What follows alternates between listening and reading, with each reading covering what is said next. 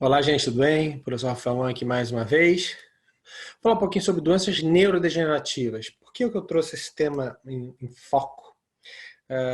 Atualmente vem se falando em, por exemplo, a mudança do metabolismo para uma dieta cetogênica ou jejum intermitente, até para as questões da Covid-19, né? Mas a gente tem que também pensar no médio e longo prazo. Primeiro, hoje existe uma relação de gorduras dietéticas com doenças neurodegenerativas, então isso é importante a gente fazer esse destaque. E segundo, quando você faz essa mudança metabólica, que é o estado de jejum, até quando o organismo aguenta essas tratativas, né? Até quando ele consegue aguentar tamanha restrição alimentar, né, em estado catabólico e de jejum, com uma ideia de inibição da replicação viral. Então é um assunto muito delicado, estamos numa pandemia, mas é sempre bom trazer isso à tona. Eu vou falar um pouquinho hoje sobre a relação dos lipídios com as doenças neurodegenerativas e já faço convite que a próxima aula daqui do YouTube, materiais no meu canal ali no Instagram, vão falar um pouquinho também sobre essa relação da Covid-19 com esse em jejum intermitente, até porque isso foi apenas um paper, né? A gente tem que ter muito cuidado, muita sapiência nessa discussão. Vamos lá. Bom, aqui é uma revisão sistemática, mostrando então a relação da gordura trans e da saturada com a demência. Então a gente sabe hoje que o primeiro fator de risco para as doenças neurodegenerativas não é mais ter 65 anos, é gordura dietética. Isso é muito importante destacar, né? Então o que ele está querendo dizer aqui? Que a gordura trans, por exemplo, assegura esse processo amiloidogênico, né, que é a proteína beta-amiloide, em relação com o Alzheimer, por exemplo. Então ele fala aqui nesse paper que nossos experimentos claramente mostraram que gordura trans comparada com a cis, né, aumenta esse ambiente amiloidogênico, resultando no aumento da proteína beta-amiloide. Então isso é extremamente... cara, é uma relação direta com a doença de Alzheimer. Né? Ele chama de hallmark, ponto-chave da doença do Alzheimer. Então, falar de lipídio sempre é um desafio. Meu doutorado foi com lipídio, né, que foi em bioquímica, mas é muito importante a gente chamar essa atenção, fazer essa discussão, porque daqui para frente a gente muda esse perfil metabólico e se a gente vai pagar um preço lá na frente, eu acho que tem que fazer uma discussão mais científica com relação a isso, né? Então eles falam que os nossos resultados mostram que essa oligomerização e agregação das beta-amiloides são aumentadas pela gordura trans. Então, que está aqui, que foi foco do meu doutorado. Então a gente tem que prestar bastante atenção. A gordura trans tem que ser eliminada da dieta e não diminuída. Ela tem que ser eliminada da dieta. Vamos lá.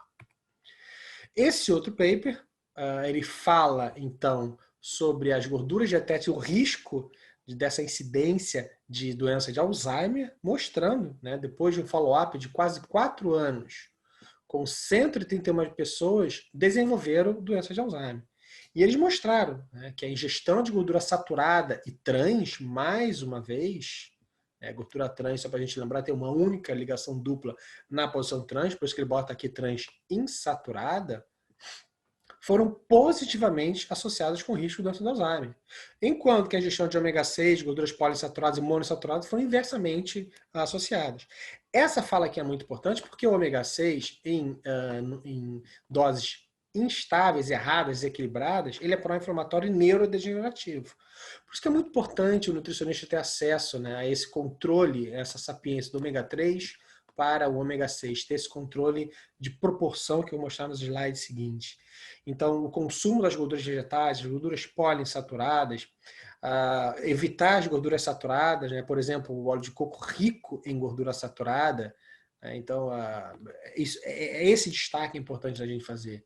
Né? Essa relação, o ácido láurico, que é rico no óleo de coco, que tem gente que defende para essas questões, por ter uma atividade antimicrobiana, mas também ele é uma gordura saturada. Você arruma a coisa, protege, estraga outra lá na frente, é um descanso muito difícil. A gente tem que ter muito cuidado quando se fala em lipídios na dieta. Então aqui ele mostra muito bem gordura saturada, um paper de 4 anos de acompanhamento, o paper foi uma meta-análise, uma revisão sistemática, perdão. Então eu estou dizendo que os dados são robustos, né? E aqui as questões de gorduras poli e monoinsaturadas inversamente associadas com a doença de Alzheimer. Vamos lá.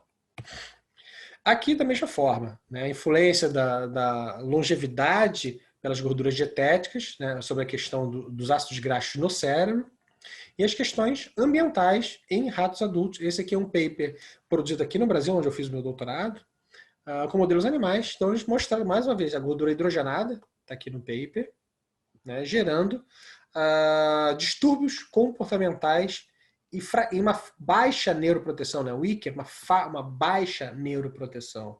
Então, na verdade, a conversa está se caminhando para essa questão de mostrar que lipídio não é simplesmente vamos consumir, vamos fazer uma troca metabólica, fazer um switch metabólico e resolvido o problema, teremos proteção. A gente tem que ter muito cuidado com isso, porque tem muitos dados mostrando problemas no sistema nervoso central com o consumo de gorduras inadequadas, né? E aqui eles falam de alimentos processados, por exemplo, alimentos com baixa fonte de ômega 3, que serão protetores, né? E aqui no caso, as gorduras hidrogenadas e saturadas como instabilizando as questões comportamentais. Vamos lá. Aqui, então, é um paper, na verdade é um paper nacional. Eu só quero mostrar aqui a cascata dele, que é muito legal essa imagem que eu gosto. Deixa eu abrir aqui toda para vocês. Está aqui. Né? Beleza. Então, para quem está me ouvindo, aqui eu tenho a cascata ômega 6 e ômega 3. Primeira questão que a gente tem que ver nessa imagem aqui, para quem estiver me ouvindo, e quem está me vendo, claro, é a questão aqui no meio. As enzimas, as dessaturases, as elongases, são as mesmas. Tanto para a família ômega 3, que é do ácido linolênico, quanto para a família ômega 6, que é o ácido linoleico. Então, são gorduras com, no caso do ômega 3, 3 ligas duplas, e o linoleico, que é o ômega 6, com 2 ligas duplas. Vamos falar um pouquinho do ômega 3, né? Que ele tem o ALA, que é esse linolênico, né? E aí você produz o EPA, que está aqui, e o DHA. Perfeito. A biotransformação de ALA para EPA e DHA não chega a 5%, está muito baixo, por isso que é importante que a gente consuma todas as fontes dessa família ômega 3. Né? Linhaça, chia, no caso do ALA, abacates, azeite, e o óleo de peixe, o próprio peixe, no caso do EPA e do DHA.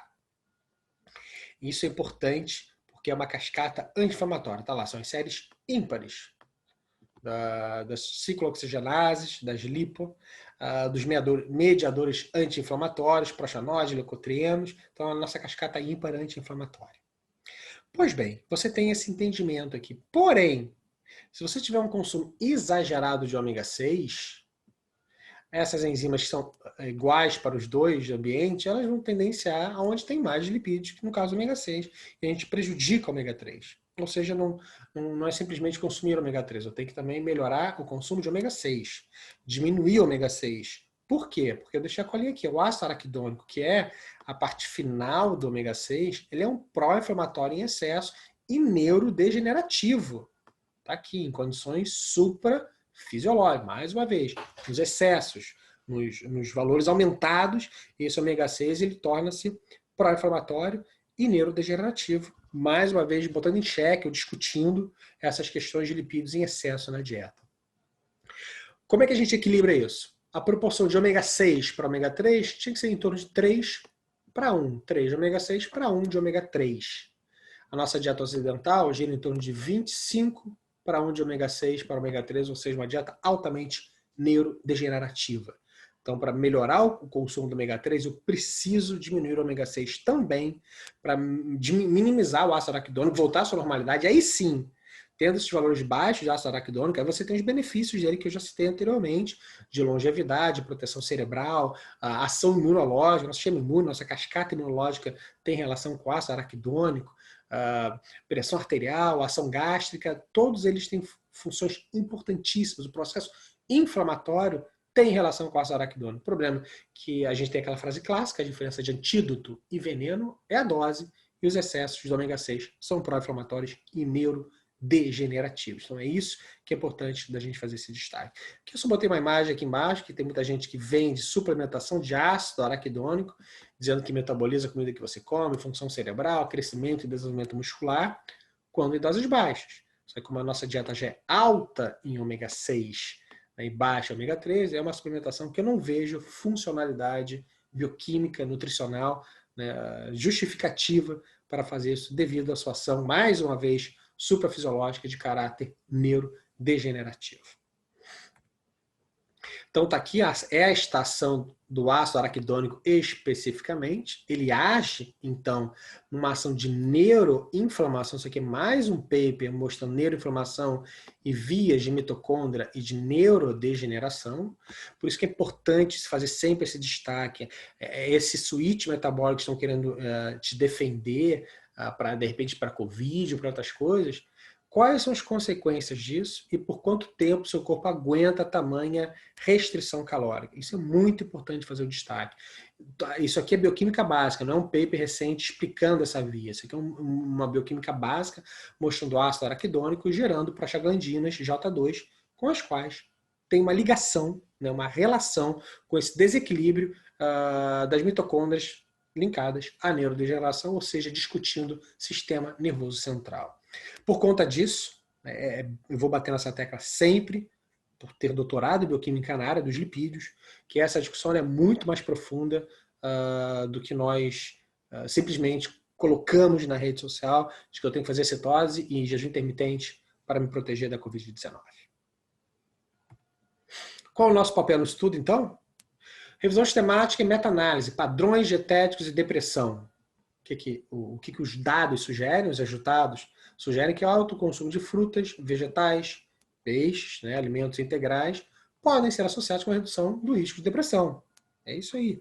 Claro que eles falam, precisam de mais dados, randomizados, controlados, as pessoas têm esse cuidado, esse controle, mas uma alimentação saudável, rica em antioxidantes, rica em polifenóis, rica em micronutrientes, tem uma relação em água, pela própria hidratação, que vem no caso das frutas, das hortaliças, tem uma relação importante com a melhora do sistema nervoso central e, consequentemente, minimizar ou reduzir os riscos de depressão, como mostra esse importante paper da American Journal. Aqui, esse outro paper muito interessante da Neurobiology, fala sobre envelhecimento e condições neurodegenerativas. Então, ele mostra que o envelhecimento é um fator natural para a diminuição da biogênese mitocondrial, para a diminuição da nossa capacidade antioxidante, para aumento de marcadores de apoptose, diminuição da atividade da cadeia transportadora de elétrons. Porém, ele tenta defender uma ideia que você poderia melhorar isso com atividade física crônica. Crônica não diz pesada, diz de forma periódica. E aí você tem isso. E aí algumas dúvidas tem aqui, né? Se aumenta a capacidade antioxidante. Eu digo que sim. Esse paper ele vai mais devagar nesse ponto, mas hoje uma das ferramentas mais importantes antioxidantes é o exercício físico. A gente tem referências fortes quanto a isso. Né? Diminuição de marcadores de apoptose, então isso aqui ele já defende essa ideia. A melhoria na atividade da cadeia transportadora de elétrons é o aumento da biogênese mitocondrial, ou seja, você produzir novas mitocôndrias, lhe proteger contra radicais livres, contra o H+, contra o oxigênio, que mais paradoxal que possa parecer, são radicais livres, são prejudiciais à nossa célula. Então, combater envelhecimento em condições neurodegenerativas, além da dieta, claro, também tem o exercício físico. E quando se fala em dieta, a literatura mostra frutas, hortaliças, alimentos integrais, peixe, ou seja, um equilíbrio alimentar e não apenas proteínas e lipídios, ou mais lipídios, né, para gerar um ambiente cetogênico. Então, essa outra questão importante, isso aqui é uma revisão sistemática com meta-análise, uma perda de peso intencional, né, nas mudanças de sintomas de depressão. Agora você tem uma meta-análise, você tem uma revisão forte. E aqui, ó, na média, indivíduos obesos, em triagens que geraram experiências na perda de peso, também tiveram redução nos sintomas da depressão. Então, existe uma relação direta da melhoria fisiológica com as questões ao sistema nervoso central. Mente sã, corpo sã. Sempre fala em futuros estudos, enfim, é sempre importante isso. Mas quando se fala uma meta-análise com visão sistemática, a riqueza dos dados é muito importante, né? São um monte de artigos e eles encontraram resultados semelhantes em uma quantidade importante de artigos, tanto que foi publicado. Então, para a gente fechar essa conversa, o que a gente tem que pensar é em comportamento anti-inflamatório. Né? E a dieta cetogênica ela tem um comportamento pró-inflamatório. Então, esse destaque é importante da gente fazer. Né? Então, hidratação, 6 a 8 horas de sono, alimentação adequada, alimentação orgânica, evitar ultraprocessados, embutidos, né? Xenobióticos, álcool, tabagismo, tudo que a gente bem sabe, a gente ouve, né? Alimentos industrializados, que a gente ouve na faculdade. e de trazer isso à luz da nossa saúde de curto, médio e longo prazo, não apenas questões momentâneas. Então, acho que essa discussão ela é longa, ela é importante e ela deve ser feita, por isso que eu trouxe esse pupurri aqui de lipídios no sistema nervoso central. Tá bom, gente? Esse é o meu recado. Um abraço a todos, sucesso sempre e tchau, tchau.